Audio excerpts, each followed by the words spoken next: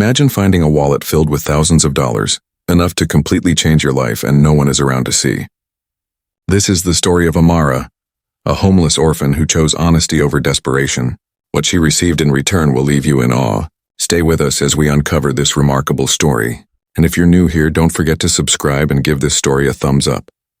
Rain fell like shattered glass across Lagos, cutting through the neon glow of distant traffic into streaks of red, amber, and green. Amara Nwuku, 17, frail and soaked to the bone, leaned against a locked kiosk along Adeniji Adele Road. Each time the wind swept in from the lagoon, the corrugated shutter rattled, and the piece of cardboard she had wedged over her head shook helplessly, as if ready to leave her too. On good nights, she could imagine the rain as stars, the asphalt beneath her as a dark sky she was walking across. But tonight the sky was closed, not a single light breaking through. That felt right. Her life had been without light since the day soil hit her father's coffin 3 months earlier. She remembered it with cruel clarity. Her stepmother Nkechi's bright crimson gown bobbing beside the grave, eyes full of rehearsed tears until the final amen. An hour later, those same eyes flared with scorn. "You should have gone with him, witch." The words felt like a final judgment. Within minutes, Amara was cast out onto the streets, clutching a plastic bag with one worn-out dress, an old Bible, and the fading dream of finishing secondary school. From that moment, she drifted through the city like a ghost no one prayed for. Days were spent calculating survival. Was there enough money for a sachet of clean water? Would an Okada rider throw her half a meat pie if she smiled at the right moment? Nights were about finding a dry corner before scavengers or drunkards claimed every doorway. It shocked her how quickly life could shrink to inches of concrete and the uncertain kindness of strangers. Yet even ghosts can hope. Around noon one day, huddled beneath the rusted edge of a newsstand, she overheard excited whispers among passers-by. An international trade fair had opened at Tafawa Balewa Square. Big companies, pop-up food stalls, temporary jobs. One vendor had needed 10 extra workers just yesterday, someone said. Another was paying daily for handing out flyers. For Amara, desperation felt like opportunity. Her stomach ached at the memory of yesterday's only meal, 2 bananas already browning.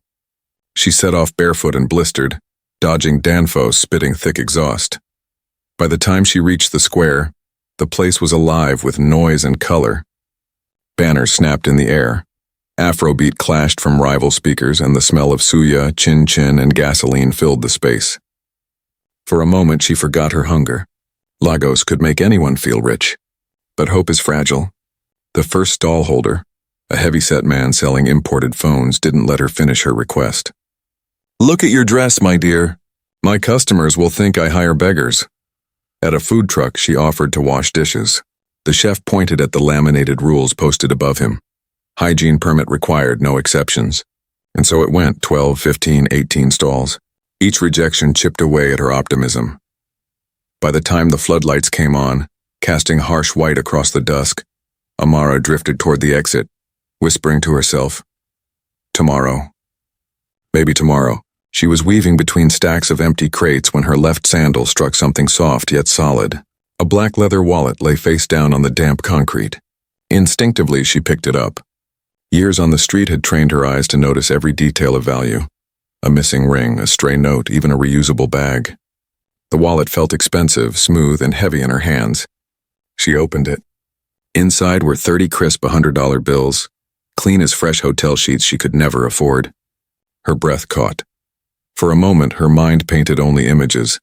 A small room with a real mattress, her own padlock on a fragile wooden door, maybe a second-hand sewing machine humming by the window.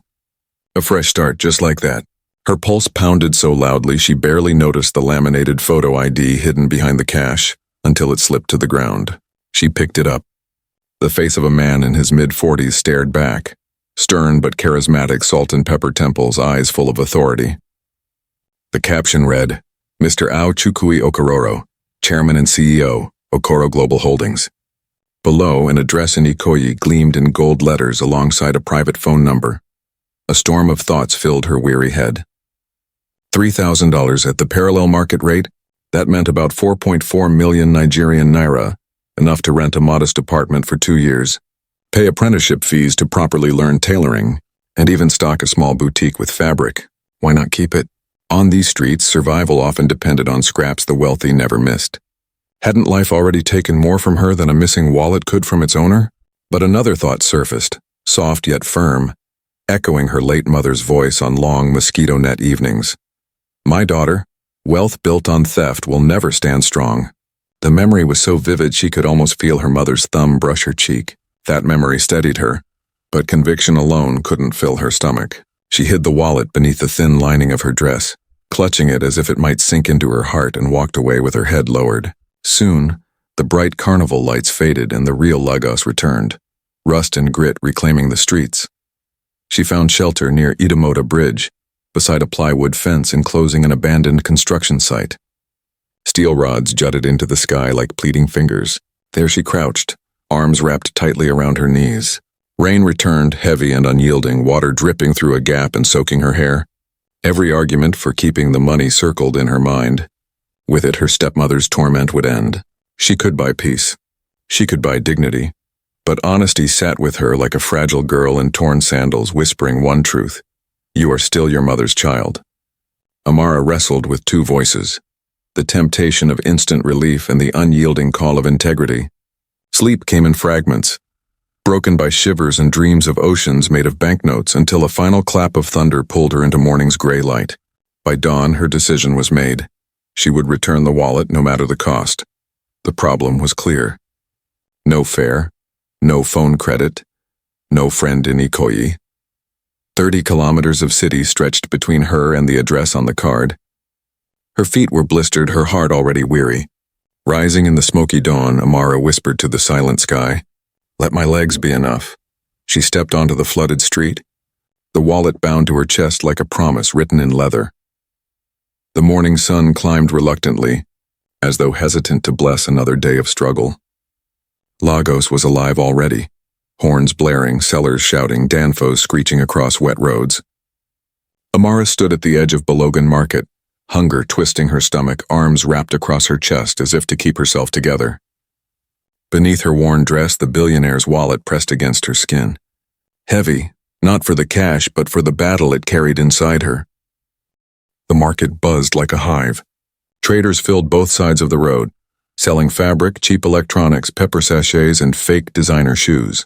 A child cried nearby while two women quarreled over tomatoes. Lagos roared with life, but for Amara it all felt distant, muffled, as if she no longer belonged to this world. She drew a slow breath. "You need transport," she whispered. The address, 12 Milverton Crescent, Ikoyi, was not within walking distance. It lay across the bridge, across class lines, across a world she only knew from glossy magazines. Yet the bus fare from CMS to Ikoyi cost 2,000 naira. She had just 100. No airtime, no phone, only this wallet, this test. She began to ask for help. "Excuse me, sir," she said to a man loading rice onto a pickup. "Please, I need 2,000 naira for transport. I found something and want to return it." He paused, wiping sweat from his brow, and looked her over. "Found what?" She hesitated. "A wallet." His eyes narrowed. "With money?" "Yes, but I want to return it." The man laughed and shook his head. "So God finally blessed you and you want to waste it?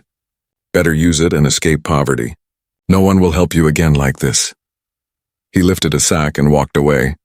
Amara's throat tightened. She turned to a woman selling plantain chips. "Please, ma, just 2,000 naira. I need to return something valuable I found."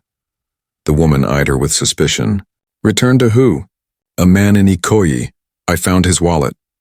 The woman blinked, then laughed, shaking her head. "My dear, you're not serious. You this poor? And you want to return a rich man's money? You must like suffering. Maybe your head isn't correct." Another woman nearby leaned in. "Let me see the wallet first." Amara stepped back quickly. "No, I just need help getting there." "Then walk yourself," the woman hissed and turned away. Amara wandered the market for hours, asking, explaining, hoping someone might understand. But all she met were mocking laughs, dismissive gestures, and skeptical stares.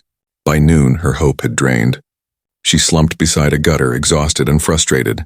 A voice whispered inside her, "What if they're right? What if this is your blessing? Why return it to someone who already has everything?" Her eyes fell on the wallet again. Her hands trembled slightly as she opened it. The dollar notes were still there, crisp and untouched. With this, she could rent a small room in Mushin. Start fresh. Eat 3 meals a day. Finally find peace. Her stomach growled. She hadn't eaten in nearly 2 days. Her slippers were torn, her body sore from nights spent on cold concrete in the rain. This is mercy, the voice insisted. God has finally remembered you. But another voice rose within her, quieter yet stronger. If you take what isn't yours, how will your story remain clean? Didn't Mama say, what does it profit a soul to gain comfort but lose its honor? Amara bowed her head, the wallet resting on her knees. She remembered her mother's hands that stitched torn uniforms without charge, held her close on stormy nights, and once slapped her for lying. Her mother had nothing, yet carried herself like royalty because she lived with integrity. Tears stung Amara's eyes. I'm not a thief, she whispered. Not even in hunger. She stood. The decision was made. She would walk to Ikoyi. With blistered feet and only vague memories of a school trip long ago, she set out. She had no phone, no map, only determination. Passing through Idamoda and then CMS, she asked strangers for directions. Some ignored her, some shook their heads. One Okada rider teased, if you're walking to Ikoyi, you'll need the spirit of Elijah. She smiled faintly. Then may that spirit carry me. She walked as if carrying gold upon her chest. And in truth, she bore not just money, but something rarer, a conscience untouched. As the sun sank low, Lagos glowed in gold and shadow. Her legs wobbled, her skin itched from sweat and dust, but she pressed on. That night she slept under a tree by an abandoned shed, clutching her backpack like treasure. Mosquitoes bit, hunger gnawed, but peace remained, and it lifted her again when the morning sun returned. She walked on, driven not by fear of lack, but by the conviction to do what was right, even if the world would never understand. 2 voices had spoken, and she had chosen the harder one. By the second evening, her feet had swollen inside torn slippers. Every step sent sharp pain up her legs. Her mouth was dry, her vision blurred, her skin darkened by sun and dust. Still she moved forward. Strangers stared as she trudged through Falomo. Some looked with mild curiosity, others with disdain. A few avoided her entirely, stepping aside as if she carried disease. Her back ached under the weight of her backpack, but heavier still was the wallet pressed against her chest. It was not just money, it was a battle of principles, a test of dignity, a fire burning within. By midday on the 3rd day, after crossing streets filled with SUVs and sirens, Amara reached Ikoyi. She knew she was close, the city itself had changed. The noisy markets and cracked walls were gone. Glass towers rose above manicured lawns.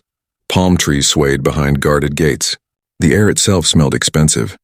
People walked with purpose, shoes clicking confidently against the pavement. Amara looked at her own, one slipper torn, her toe caked in dust. Her heart pounded with unease. She approached a security guard outside a luxury cafe, showing him the card she had found in the wallet. Please, she said, her voice dry and cracked. Can you tell me where this is? The guard examined the card, then her. His brow furrowed. This is Milverton Crescent. Not far from here. He hesitated, scanning her from head to toe. Who are you going to see? She paused. Mr. Okoro. The man chuckled softly, handed the card back. Be careful. People here don't like surprises. Amara thanked him and continued. Her feet trembled. She wasn't just tired, she was afraid. What if they didn't believe her? What if they thought she was a thief? What if all her effort ended in arrest or worse? At last she stood before number 12, Milverton Crescent, the largest gate she had ever seen. Black iron bars, golden initials shining in the center. Okoro. Security cameras watched silently from every corner. The walls rose so high they seemed to meet the sky. She stood there for a while, uncertain. Should she press the bell? Should she call out? Would they even allow her inside? The polished metal reflected her image, and she flinched. Her face was covered with dirt, her hair dry and tangled. She hardly looked like someone who belonged at a billionaire's mansion. Still, with a trembling hand, she pressed the intercom. A voice came through. Yes? She leaned closer. Please, I need to speak with Mr. Agu, it's important. A pause. And who are you? I found something of his, a wallet. I came to return it. Silence followed, then, hold on. After a few minutes, the small gate opened and 2 uniformed guards stepped out. Their eyes swept over her. One scoffed. So you think carrying something of Oga's gives you the right to stand here?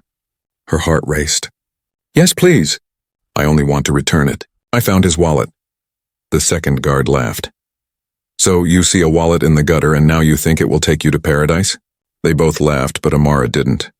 She reached beneath her dress and carefully pulled out the wallet. This belongs to him. I only want to hand it back. The guards exchanged a look. One stepped forward to snatch it, but she pulled back quickly. No, I must give it to him myself. Please, just tell him I'm here. The first guard narrowed his eyes. You don't understand. Olga doesn't see dirty people looking for miracles. Drop it now or we'll call the police. She stayed silent. The gate slammed shut. Her body trembled, her stomach growled. She hadn't eaten in more than a day. Her legs weakened, but she refused to leave. She stayed until night fell, sitting on the cold pavement, clutching the wallet to her chest. People walked past whispering, but she no longer cared. At some point, she drifted into sleep against the wall, under the silent gaze of the moon. The night was harsh. No food, no blanket, only the sound of crickets and distant cars. She woke at dawn when water splashed onto her foot from a street cleaner's hose. Go find your home, he muttered. But Amara remained. As the sun lit up the golden streets of Ikoyi, the gates of number 12 finally opened. A convoy of dark SUVs rolled out. Amara stood, her body aching but her resolve unbroken. She stepped into the road. Tires screeched, horns blared. Security men rushed forward shouting, "A move! Are you crazy?" But she didn't move. Then the car door opened. The man himself stepped out, sharp gray suit, glasses, neatly brushed hair. It was him, the same face from the ID card. Amara's heart pounded. "Who are you?" Mr. Agu asked, his tone calm but firm. Her voice faltered at first. She could only stare at the man whose wallet she had carried for days like a burden and a duty. Finally, she held it out with both hands. "This belongs to you, sir." Mr. Agu studied the thin, dust-covered girl who had blocked his convoy. The morning sun warmed the street, but the tension around the gate was heavier. Amara stood with shaking legs, her arms stiff from fatigue and fear. She had walked for 2 days across Lagos, hungry, rejected, insulted, only to deliver this wallet. He didn't take it immediately. His gaze lingered on her face, her clothes, her sun-scorched skin, and her trembling hands. She looked like a beggar. Yet something in her stance, her refusal to back down, made him pause. One of the guards whispered, "Sir, should we—" "No," Agu interrupted. He stepped forward, took the wallet gently, and examined it. Everything was intact, cash, ID, even the emergency card tucked inside. "You found this?" he asked. She nodded. "At the trade fair 3 days ago. I didn't know how to reach you. I walked here." "You walked?" "Yes, sir. No one would give me money for transport, but it wasn't mine to keep." The driver inside the Maybach honked softly, confused. The convoy waited. Agu lifted a hand. "Cancel the trip." "But sir, you have a meeting at Victoria Island," the security captain reminded. "Cancel it," Agu repeated. "Something more important is here." He turned to Amara. "Come inside." Her eyes widened. "Inside? You've earned a meal, a bath, and a seat before anything else." The mansion gates opened again. Amara followed him inside. The compound was like another world. Lawns cut to perfection, roses shaped into globes, a fountain sparkling under the sun. The house loomed like a palace with marble pillars and glass walls. Even the driveway seemed too clean for her dusty feet. Inside, cool air carried a rich floral scent. Amara could barely focus on the luxury. Hunger made her legs weak and her lips tremble. From behind the staircase, a maid appeared. She stopped when she saw Amara, her eyes wide in shock. Mr. Agu gestured without a word. "Take her to the guest room. Prepare a warm bath, bring her some proper food." "She's been walking for days," the maid hesitated. "Sir, she's very dirty." "I know," Agu replied calmly. "That's why I said a bath." He turned to Amara. "Go with her. We'll talk later."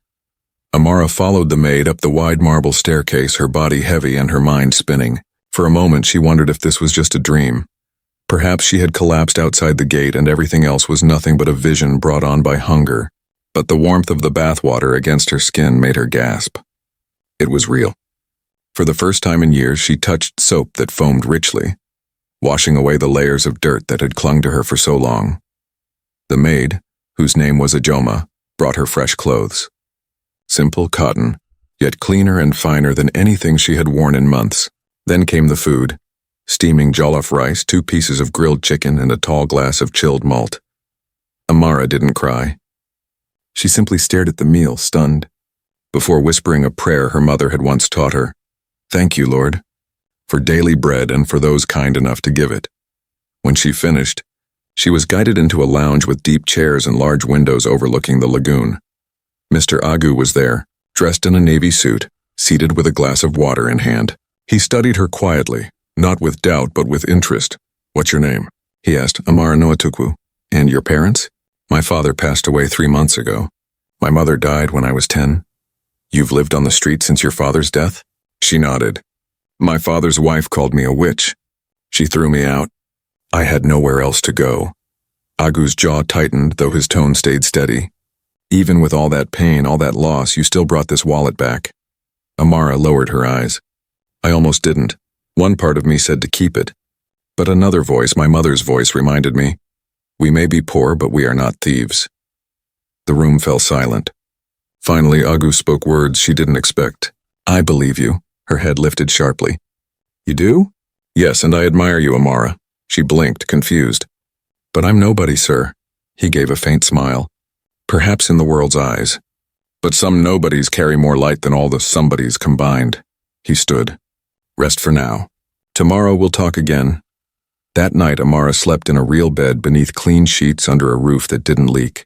She had no idea what awaited her in the morning or what Agu truly intended. But for the first time in years she felt human again. And within her something fragile began to bloom. Hope.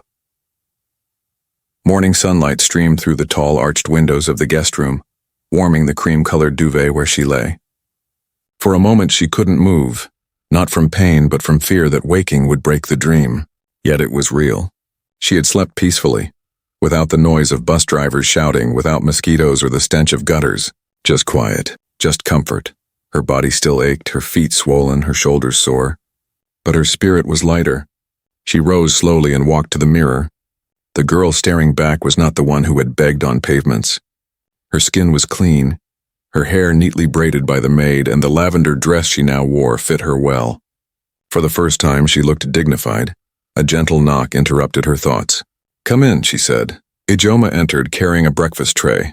Hot yam porridge, sliced mango, and fresh juice. "Oga is waiting for you," she said with a smile. "When you're finished, he'll see you in the study." "Thank you," Amara whispered. She ate slowly, grateful, still wondering why a wealthy man would cancel meetings just to hear a homeless girl. Agu hadn't acted as she expected. No arrogance, no suspicion, only calm curiosity. Whatever came next, she had no regrets. The study was lined with dark wooden shelves filled with law books, framed awards, and old photo albums. Behind the desk hung a large oil painting of a stern yet dignified woman. Amara paused, drawn to her gaze. "That was my mother." Agu's voice came from behind. "She taught me everything I know about people." Amara turned and greeted him politely. He gestured for her to sit. Heart pounding, she lowered herself into the chair. "I wanted to thank you again, Amara," he began. "What you did, returning that wallet, wasn't just unusual. It was rare. I only did what I thought was right, sir." "Even when you had every reason not to?" "Yes, sir," Agu leaned back. "Tell me your story." "From the beginning." She hesitated, then shared everything. How her mother died when she was young. How her father remarried a woman who never truly accepted her. How she loved school and dreamed of becoming a teacher. How everything ended the day her father was buried. "She called me a witch," Amara whispered, eyes wet. "She said I caused all their misfortunes. She burned my books and chased me out with just a bag of clothes." Agu's jaw clenched, but his face stayed composed. "I begged for help," Amara continued. "I tried small jobs, cleaning, washing plates, selling snacks, but it was never enough. I slept in markets, behind kiosks, anywhere. And when I found your wallet..." She looked up. "For a moment I thought maybe God had finally remembered me. That maybe it was a miracle meant to save me." "But you didn't keep it," Agu said gently. "No. Because I remembered my mother's words before she died. No matter how hard life gets, never take what isn't yours. Never steal another man's peace. That money wasn't mine, and I wanted to sleep at night without fear in my heart." A silence followed.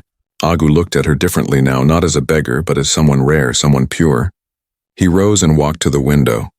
"You know, Amara," he said softly, "many people go through life wearing masks. They smile while hiding cruelty. They give only to control. But you?" He turned back to her. "You returned something valuable when life had given you nothing." Her eyes welled with tears. "I didn't expect a reward. I just wanted to do the right thing." He nodded slowly. "That is exactly why you deserve one." She looked up surprised. "Sir, I'm not asking for charity." "I know," he replied. "What I see in you is potential, strength, integrity. I can't say what your future holds, but I know it shouldn't be filled with street corners and cold nights." That ends here. Amara was left speechless. You need education, stability, and confidence. More than anything, you need a chance to shape your future, not just survive it. He pulled a file from his desk and opened it. From her seat, Amara couldn't read the papers inside. "I'm arranging for you to enroll in a personal development program, courses, mentorship, and eventually work experience in one of my companies." Amara blinked in disbelief. "But I don't have qualifications." "You have the one thing money can't buy," Agu said. "A clear conscience." For a moment his eyes grew distant as if recalling something painful. "The world doesn't reward people like you often enough." "But I will." Amara's voice shook. "Why are you being so kind to me?" He gave a faint smile. "Maybe kindness is the only reason worth being rich." That evening, Amara stood on the balcony of the guest suite, looking out at the lagoon. She felt both overwhelmed and at peace. She had no idea what tomorrow would bring, but for the first time in years she no longer felt invisible, and deep inside a quiet question rose. Who exactly was this Mr. Agu? And why did he care so much about one lost wallet? She didn't know it yet, but the answer was coming, and it would change her life forever. The next morning, Amara stood on the wide balcony, gazing at the Lagos lagoon as the wind brushed through her freshly cleaned braids. The sky stretched golden above her, and for the first time in her life it didn't feel heavy. It felt open. Behind her, the mansion buzzed softly with the movement of staff, but she hardly noticed. Her thoughts wandered to the road she had walked, the voices that mocked her, and the pain she had carried for so long like a locked box no one dared to open. She still couldn't believe she was here. A gentle voice called her name. Amara. She turned. Mr. Agu stood in a crisp white shirt and dark slacks holding a mug of tea. His expression was softer today, almost fatherly. "Good morning, sir," Amara greeted, stepping back respectfully. He nodded with a faint smile. "You slept well?" "Yes, sir." "Thank you. Come, let's have breakfast on the terrace." I asked the chef to prepare something special. Soon they were seated at a glass table beneath a flowering trellis. Fresh pawpaw, steaming yam with egg sauce, golden brown pastries, and a jug of zobo juice were beautifully arranged. Amara ate quietly, still unsure how to behave around a billionaire. But Mr. Agu seemed in no rush, sipping his tea and watching her calmly. Finally, he spoke. "You're probably wondering why I'm doing all this." Amara looked up, her spoon paused in mid-air. "Yes, I've been wondering, sir." He set his cup down. "Good. You deserve to know." Leaning back, he folded his hands. 2 years ago, I lost my mother. Her name was Mama Nunim. She was the strongest, wisest woman I ever knew. She used to say, "You cannot measure a person's worth by the weight of their wallet, but by the weight of their conscience." Amara listened closely, her breath tight in her chest. "She died suddenly," he said quietly. "A heart attack. I was devastated. For weeks I couldn't think or work. The house felt unbearably empty. And for the first time in years I began to reflect, not just on her life, but on mine." He rose slowly and walked toward the edge of the balcony. "Her death made me question everything. The world I lived in, the people around me, even my staff and business associates. So I created an experiment, something unusual. I took one of my old wallets, placed $3,000 inside along with my ID card, and left it in a public place." Amara's eyes widened. "You dropped it on purpose?" He nodded. "Yes, I wanted to see if anyone would return it, not because they had to, but because they wanted to." "And did they?" she asked carefully. He turned, meeting her gaze. "Not a single one. For 26 months I left a wallet in crowded places, malls, airports, city streets. Each time I included my phone number and address, everything needed to return it." He paused, but no one ever did. Amara's heart raced. "I wasn't angry," he said calmly. just disappointed. For a moment I thought Mama Noonan was wrong. That people no longer do the right thing when no one is watching. He returned to the table and sat across from her until silence, filled the air like a held breath. You, Amara, are the first person in over 2 years to return that wallet. You who had every reason to keep it. You who had nothing and yet chose honesty. Amara's eyes widened, her lips parting in disbelief. You were testing people? I was searching for someone who still carried truth in their soul. You passed a test you never knew existed. That's why I canceled my meeting. That's why I brought you here. Stunned, she looked down. I don't know what to say. You've already said enough through your actions, he replied. He opened a drawer and placed a white envelope on the table. Amara stared at it. What is this? A cashier's check, $1 million, she gasped. Sir, no, I can't. You can, he interrupted gently but firmly. And you will. This isn't charity. It's a reward, a seed to plant the future you deserve. Tears welled in Amara's eyes. I don't know how to manage money. That's why I won't leave you alone, he said. You'll have mentors, a place to live, and a role, not as a servant but as a manager in one of my companies in Abuja. We'll train and guide you. But your honesty, your heart, that cannot be bought. Amara buried her face in her hands, sobbing softly, not from sadness but from relief and gratitude. You're the kind of person my mother hoped still existed, Mr. Agu said quietly. You reminded me that character survives in places the world ignores. He rose and walked toward the balcony, the wind tugging at his shirt. Many failed the test of conscience. But you didn't just pass. You inspired me to keep believing. Amara stood, her voice breaking. Thank you, sir. I don't deserve this, but I'll make you proud. I promise. Agu turned and smiled. I know you will, Amara. I never doubted it. That night she lay in bed, not as a guest, but as someone with a future. Amara whispered a prayer to her mother. Mama, I didn't take what wasn't mine, and somehow that's how I found everything I'd been searching for. She closed her eyes, the stars seeming to shine just for her. On the table, the envelope rested like a quiet promise, its weight holding power she had never imagined. While Mr. Agu spoke with his private banker on the terrace, finalizing transfers, morning sunlight spread across the lagoon, gilding the water. For a fleeting moment, she wondered if the city had always been this beautiful, or if grace had sharpened her vision overnight. When Agu returned, his smile was open. Everything is ready. The check will clear by close of business and a Naira balance will be waiting in your account. He handed her a slim folder. These are the deeds to a 2-bedroom flat in Jabi, Abuja, furnished 5 minutes from Okoro Global Headquarters. Amara opened the folder carefully, half expecting it to vanish. Her name, Amara Rose Nwachukwu, was printed in bold type. For years, she feared her name would fade from the world. Now it stood inked beside the words registered owner. Why Abuja? She asked softly. Because Lagos is where you survived, Agu replied, and Abuja is where you will thrive. I can teach skill. I cannot teach conscience, her chest tightened. What if I fail? You walk 30 kilometers in torn slippers to do what was right, he answered. Failure takes less courage than that. This is your doorway to tomorrow. The week unfolded like a transformation. Tailors measured her for navy suits. A consultant taught her how to carry herself, shoulders back, chin high, stride with belonging. She spent mornings with a tutor, revising business math and communication. Afternoons shadowing Agu in meetings where millions shifted with a pen stroke. On Wednesday, the Okoro Global Board gathered for its quarterly review.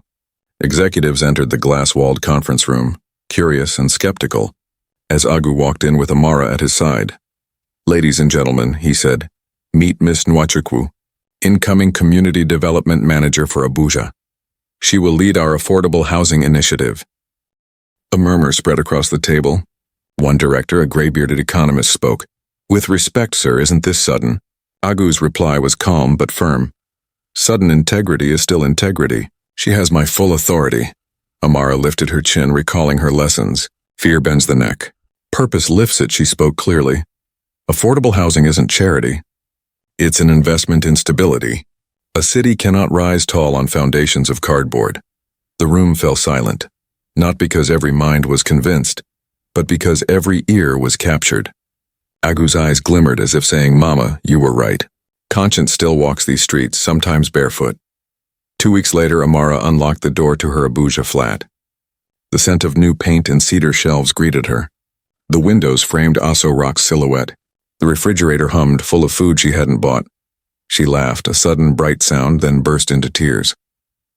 Gratitude can feel as heavy as grief. She sat on the cool floor, letting the waves of emotion pass until they softened into calm. Only then did she notice a small parcel on the kitchen counter, wrapped in brown paper, tied with twine, with no stamp. Inside was a worn copy of Jane Eyre and a handwritten note, for evenings when courage feels lonely. She traced the initial with a trembling finger. In that simple gift, Agu reminded her that money could feed the body, but stories nourish the soul. October arrived with Harmattan's dry winds, and Amara's first major assignment took her to Cuba, on the city's northern edge. She stepped out of the company SUV in sensible heels, clipboard in hand, ready to inspect a run-down estate marked for redevelopment. Children chased a deflated football across cracked pavement. Women cooked on makeshift stoves outside leaking apartments.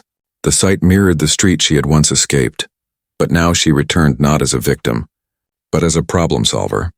Halfway through the inspection, a boy of 8 darted past and an envelope slipped from his pocket. Instinct carried her forward. "Hey, you dropped something," she called, picking it up. Inside was a bundle of school fees. The boy's eyes widened as he grabbed it back and muttered, "Thanks," before running off. This time there was no inner struggle. Integrity was no longer a battlefield, it had become instinct. That night, while journaling on her balcony, she realized the test had been reversed. Once life had placed temptation before her to test her honesty. Today it placed honesty before her to confirm her growth. Then came an unexpected call. One morning, her phone buzzed with a number she didn't know. An elderly neighbor from her old street in Mushin whispered that her stepmother, Nkechi, had fallen ill. Shock mixed with emotions Amara couldn't name. Was it pity, resentment, or duty? She requested 2 days of leave and flew to Lagos. The compound looked smaller than memory, its paint peeling. Inside, Nkechi lay on a mat in the parlor, her eyes sunken. When she saw Amara, healthy, well-dressed, fear flickered across her face. "Have you come to curse me?" the woman croaked. Amara knelt, taking the frail hand that had once shoved her into darkness. "I came to forgive you," she said softly. From her handbag, she drew out a pamphlet for a private clinic along with a deposit slip. "You will receive treatment. No one deserves pain." Tears rolled down Nkechi's cheeks. Redemption does not always arrive with drama. Sometimes it is a quiet handshake between past and present, witnessed only by walls that remember every cruel word.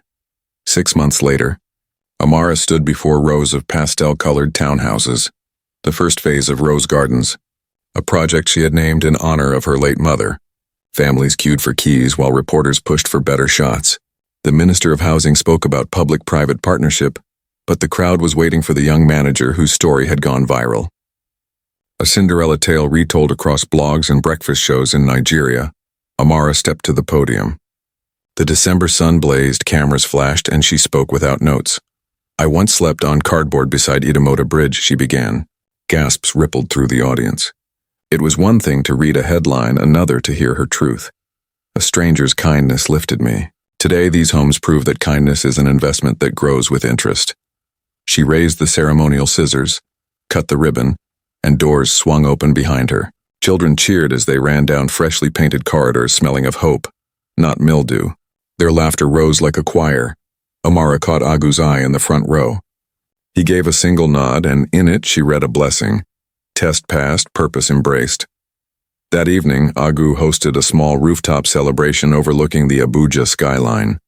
Fairy lights glowed, and a saxophonist played gentle highlife tunes. As guests toasted the project's success, Agu guided Amara to the railing. "I have something for you," he said, handing her a slender leather case, the same brand as the wallet she had once returned. Her heart skipped. Another test? No. He opened it. Inside lay a single brass key on velvet. "Board approval came in today. You're now Director of Community Impact nationwide. The key is symbolic. It opens every side office we own. Use it wisely." She closed the case, pressing it to her chest. "I'll do my best." "Your best already changed my life," Agu replied, "and my mother, wherever she is, can rest in peace." Later, when the guests had gone, Amara stood alone by the railing. The once starless sky glittered with distant fires. She remembered the night she shivered under corrugated iron, torn between a voice that said keep it and another that whispered don't. If she had yielded, she might have slept on silk sheets bought with another man's sorrow. But she would never have known this deeper luxury, a life free from fear of being exposed. She opened the leather case again, letting the key shine in the moonlight.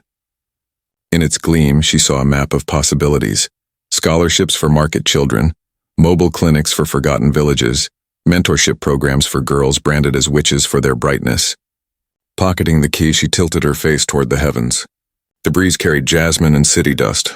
For the first time since childhood, she felt entirely safe. "Thank you, Mama," she whispered. Your daughter kept her hands clean.